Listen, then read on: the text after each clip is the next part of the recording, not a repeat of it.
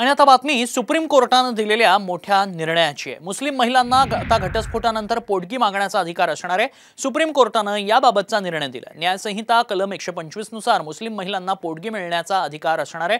न्यायमूर्ती बी.व्ही. नागरथना आणि न्यायमूर्ती ऑगस्टिन जॉर्ज मसीह यांच्या खंडपीठाने हा निर्णय दिलाय।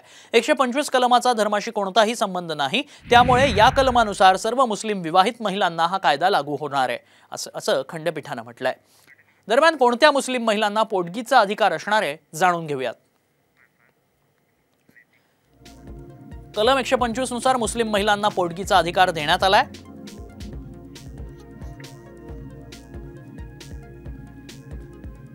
पती किंवा मुलांवर अवलंबून असल्यास दावा करण्यास त्या पात्र असतील।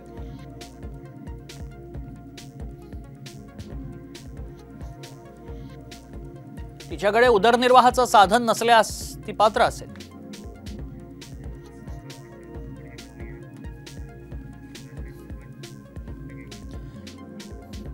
आणि आता बातमी सरकारी कर्मचाऱ्यांसाठी आहे। सरकारने राज्य शासकीय कर्मचाऱ्यांना आणखी एक मोठं गिफ्ट दिलंय। शासकीय कर्मचाऱ्यांच्या महागाई भत्त्यात वाढ करण्यात आली आहे। आधी महागाई भत्ता 46% होता, आता तो 50% करण्यात आलाय। 1 जानेवारी 2024 पूर्वलक्षी प्रभावाने महागाई भत्ता लागू केला जातोय।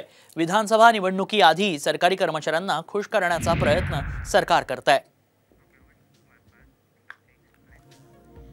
सरकारी कर्मचाऱ्यांच्या महागाई भत्त्यात वाढ करण्यात आली आहे।